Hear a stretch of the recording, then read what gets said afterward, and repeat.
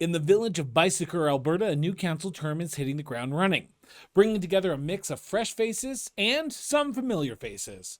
Among those in the mix is Councillor Young.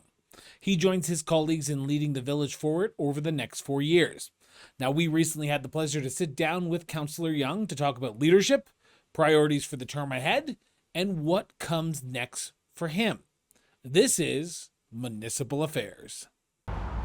From the smallest village to the largest city, across every region of the province, Alberta Municipalities represents the communities where over 85% of Albertans live.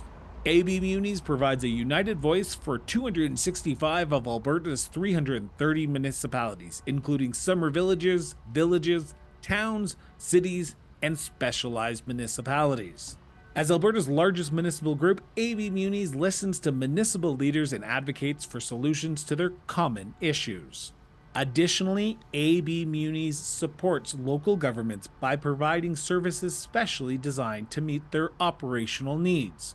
And they bring their members together regularly so they can share ideas and information so that their communities can thrive. Check out Alberta Municipalities at abmunis.ca and follow them on LinkedIn, Facebook, Instagram, and Twitter, now called X.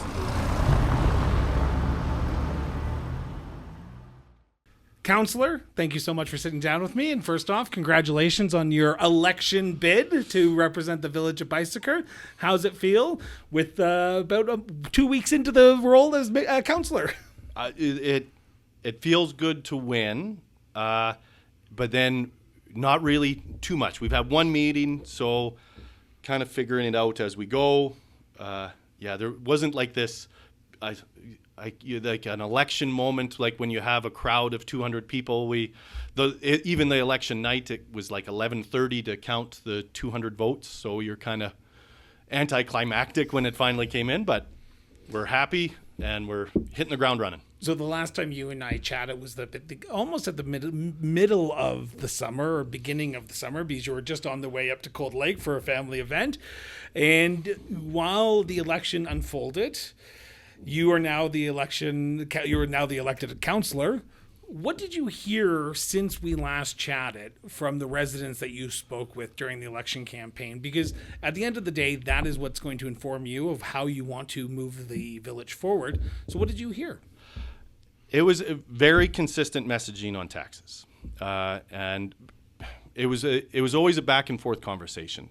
Everyone was upset about taxes, but on my end, knowing the little that I do going in, like there's a lot of pressure on a small village, and so helping share the understanding, I think hopefully moved the expectation. I can't just come in and cut taxes and what? You're telling me that now? God, I've been doing this show wrong the entire time. So I didn't want to, I made some friends by being honest that I can't just fix your road without getting money somehow.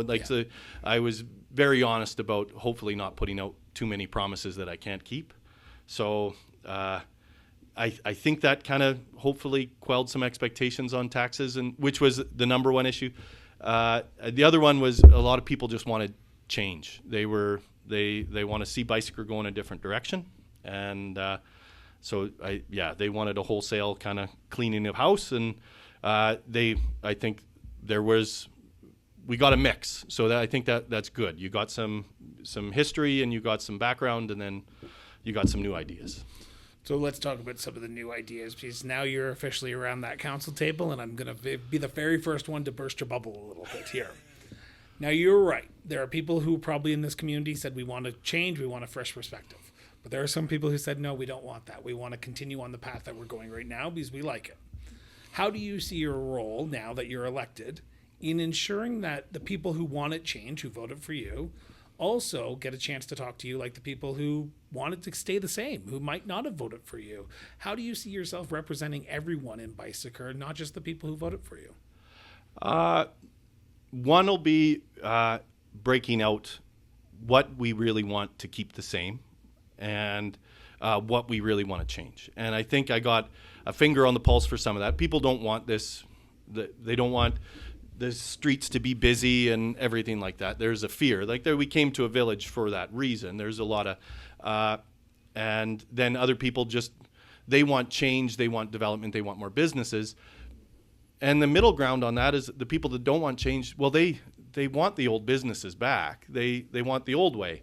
And so you got to kind of meet in the middle and say, well, we got to move a little bit to get what you wanted before. Because Beiseker used to have a bustling downtown 40 years ago. And I would still say it's bustling. I just the grocery store but there is empty space. Yeah. And we got 2 hair salons, but I think people want some kind of tertiary, kind of inner businesses that we have to encourage to come. And so to get those back, we got to be a little bit more outgoing. Part of that is doing shows like this, being a little bit more self-promotion of Beiseker so that people know where we are. But you're not known as the place where people can come and invest. Yeah. You are the community that you come and live, and then you do your shopping somewhere else. Yeah. I'm forgetting the word right now, and it's going to bother me until I get home now. But how do you change that narrative of Beiseker not just being a place where you go and live, but where you can go and live, but also do business?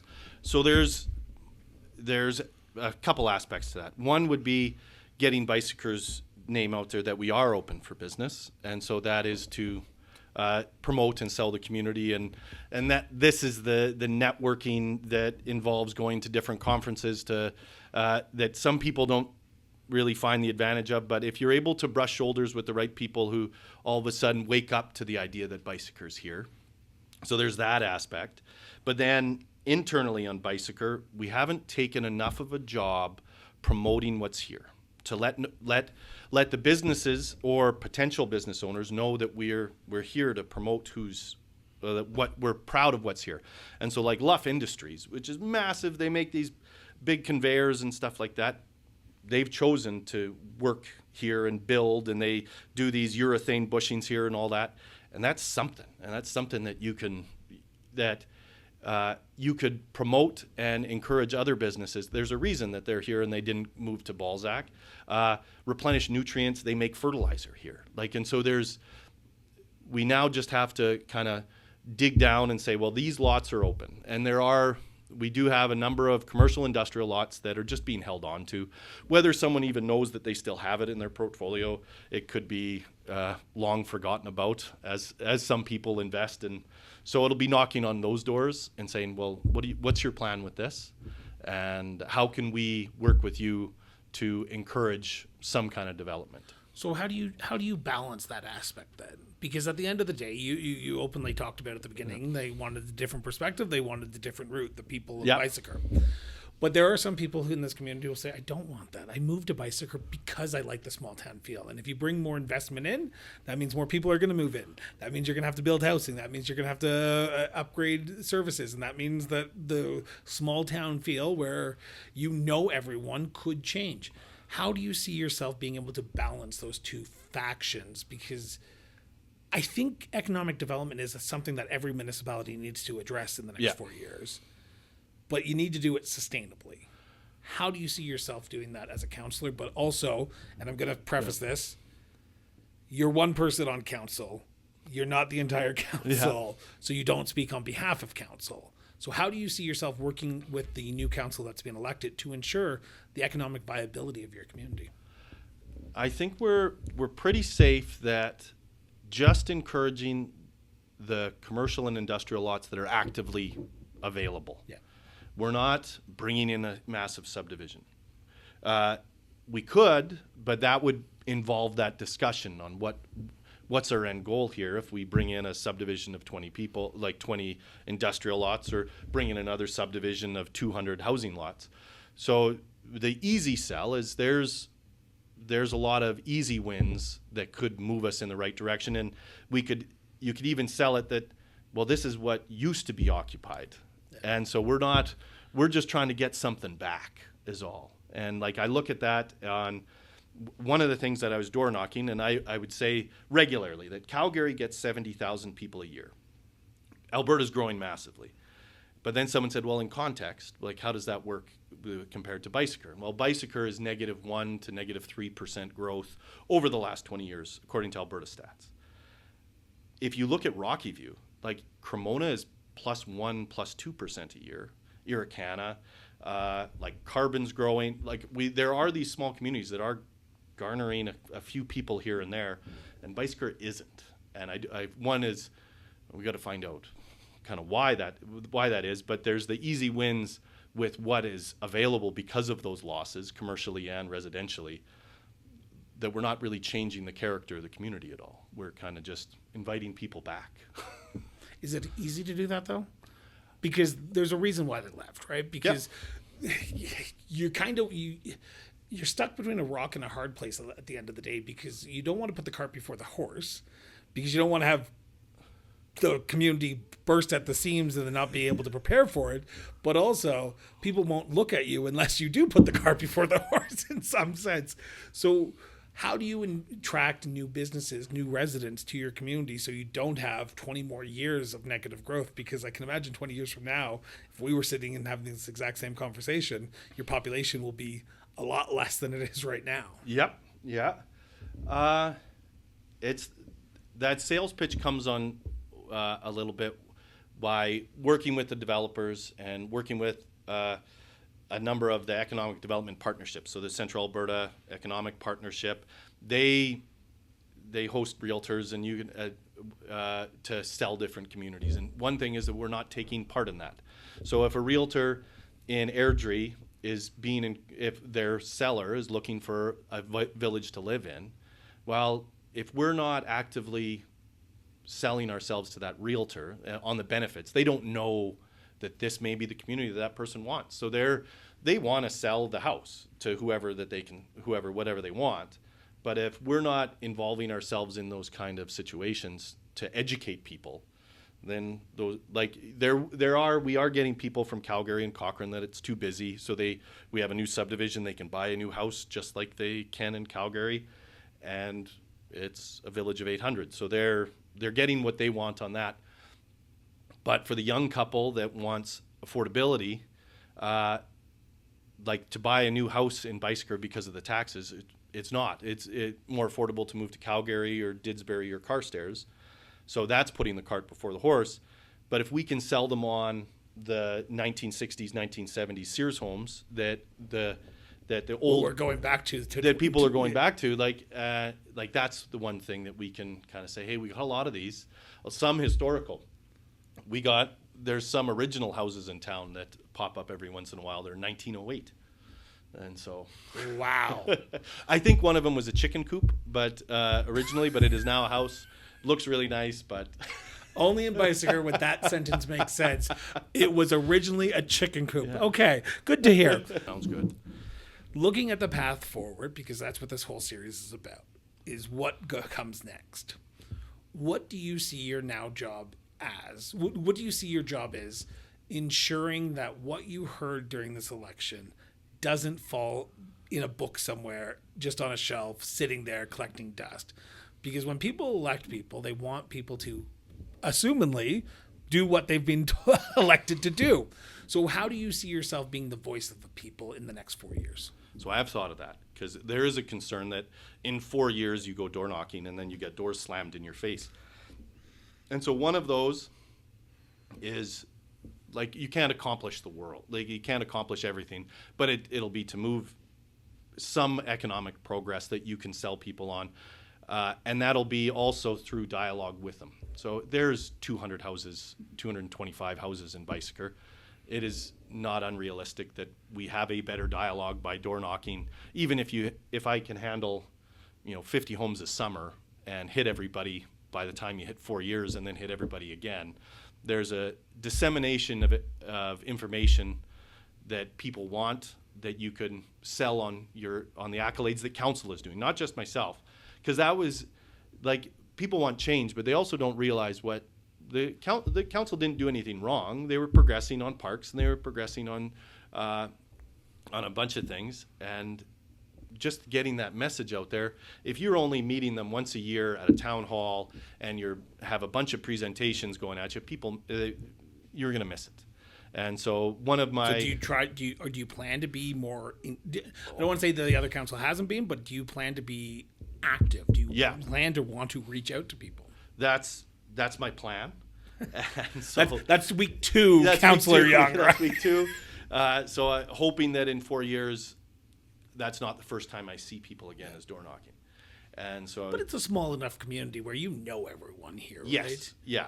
Like if I'm assuming if someone new moves in, everyone knows. Yeah. I can imagine when I drove in, people were like, "Who is this person? Why is this person going to Councillor Young's house?"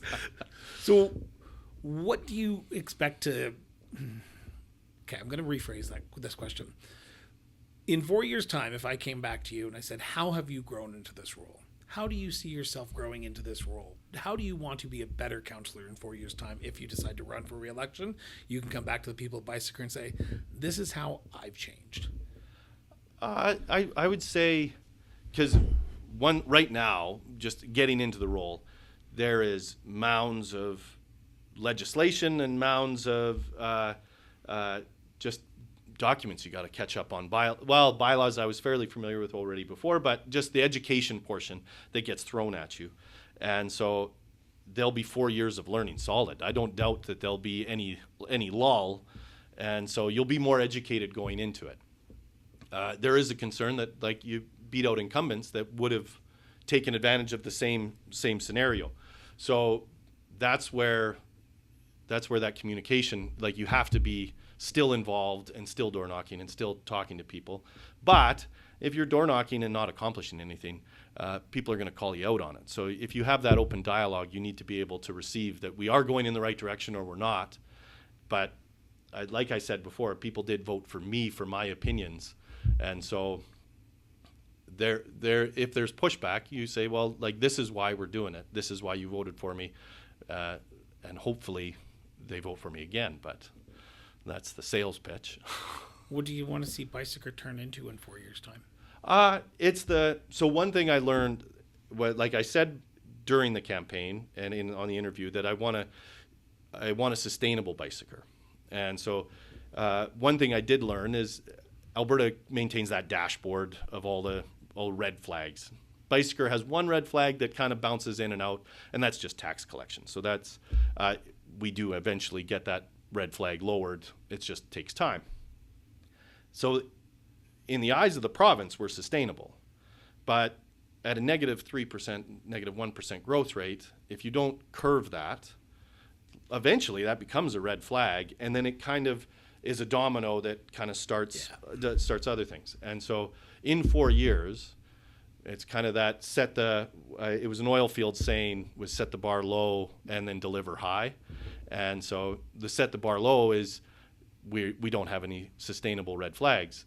Set the bar high is that we actually, in 4 years, we do see a sustained growth, not just a blip so we're getting 5 houses a year. What's the magic number? Do you have one in your head? Like if you doubled in 4 years, would you be okay with that? If you added 25% of your population, I would say, like, because we still want that village feel. Yeah. And so you don't want to put a strain on infrastructure or on the public works to any degree. And so I would say like a 10% growth rate every year would be more than enough to offset hopefully any provincial increases in taxation. And so if we can hold that line and then etch it down, or at least etch it down on our end, and if the province wants to take it up, we can sell that and say, hey, we held the line on taxes because we got people here and we were able to increase our base. And so, do you want people to come along for the ride? Do you want your residents to buy into this? Because prior to this conversation, in the off the record part of this conversation, we talked about volunteerism, and volunteerism is down and community engagement is down across the board.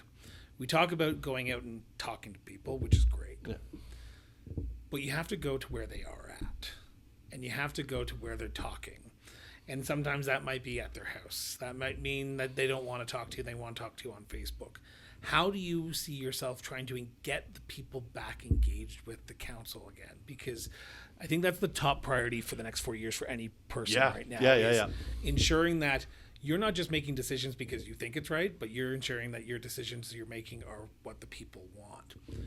We talked about the communication aspect, but it's the engagement. And then keeping them engaged so That's that they the other vote. thing. Like The fact that 19% was a marker for a lot of municipalities in this election bothered the crap out of me. Yeah, and that's what it is. Do you think people are engaged in the community right now after 2 weeks of being on the job? No. Well, like it's the same as it ever was, and that's a diminishing number. And that's on committees where, and I said this before, the council, we're on committees that we shouldn't be on, but that's because we don't have the volunteerism and that drive. And one thing that we have to do to try to turn the dial is to sell people on that and encourage people to join more and get people more involved, and then they'll stay involved. And like that's part of that, I think, will become from education and discussion, and then pressure. Are you optimistic that you can get it done? I think so. Like it's a cultural change that you have to just. One thing I worked on at an oil company, and the cultural change, like you pull as many people along as you can, and a lot of people will come. Like I think the target's like 85%. And where people get stuck in the weeds typically is trying to get that 15%. And what I've learned is leave them. Yep. They'll leave, or they won't be involved, and they don't want to be involved. But if you can get 85% to be positive, to be engaged. Heck, if you can get 50, I would. I'll buy you a Stanley Cup for yourself there, Neil. And so, like, that's, if we can, well, I'm saying, but if we can positively turn everybody 85%, and then you get a 10% increase in in volunteerism on committees, because there were people that said, oh, well, I want to know this, and well, the only way to know that is to be involved. And so we had 55 people out for like our community, like for the debate, when we had all the councillors out, and everyone talked about how that was a great turnout. And of a community of 800, you're like, well, but there's 300 voters and 400 voters. Like, we should strive to fill that hall. And then for community events, like they do a fall supper for the Lions that supports the community hall. That, like, those events should be a sellout. You shouldn't be like trying to ratchet up constantly, like, which it shouldn't, is, but it is, but that's everywhere. Like curling is down, like there, in other communities, which we do have a curling rink just 10 minutes up the road in Irricana. But like, how do those like not die off? Like, and it's the same kind of engagement. We need, people are engaging less and less in all things, and I think the people that are involved, like on council, need to be more active than they've ever been. And you look at like the Calgary councillors, like now everyone has a LinkedIn profile and they are posting videos all the time. And whether you like it or not, you have to kind of go with those trends to get people. You do, but, and I'm going to say this as the guy who does the show literally is about videos and audio. Yeah. When it comes to municipal politics, that's not where the people are at. Though. Yeah. No, yeah. The people are at their doorstep. They're at the community centers. They're at the grocery stores. And that's where the real conversations happen. It's not, don't get me wrong, like social media, you need to do it. But it's not the first prong of any approach that a municipality needs to take. Like a municipality, in my sense, and this is what I've come to realize over the last 4 years of doing this, is municipalities have to learn to talk to people where they want to be talked to. And when you're talking about issues around infrastructure, aging infrastructure, taxes, social media is great. But the best connection municipal leaders can ever do is that one-on-one, that community group, that nonprofit organization that you can sit down with across the table like we are right now and have that one-on-one conversation. Because that person will go tell Sam, who will tell John, who will tell Bob, who will tell Nick, who will tell Stephanie, and the wheels start going, and it's that branch effect, right? Everyone then knows. Social media, you share it, and it's only people who are on social media. Yeah. So it's a double-edged sword a little bit. I was amazed on how many people I door knocked that recognized that at the time our public works didn't drive around the town, the village actively and they wanted them to be more empowered to fix minor things that they saw used to happen. And you're like, you realize that there's a large group of people that just know who's driving around. Oh, yeah. As a former communications officer and marketing for a community, I can tell you, the moment they see someone, they're like, why is that truck here? What are they doing down this street? So I'm cautious of time, but I want to add two last questions for you. We're talking about the path forward. 4 years from now, we're going to sit down and have this exact same conversation. Pitch me Beiseker in 4 years' time. Pitch the people who are listening to this or watching this. What does Beiseker look like, and why should people come and invest?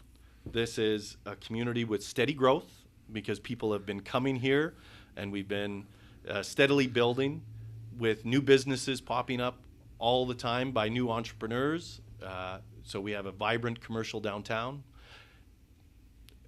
I will say I turned not vibrant. I can't promise the world. Like that maybe in 10 years we will have that full and we're going to, but you have to be optimistic a little bit. There's a chance that we have a full Main Street, and because it won't take a lot. It just needs you need the right person. So to get the right person that wants to start a small business, you need to bring that person in. And so I'm optimistic that with enough progressive growth, those will just pop in.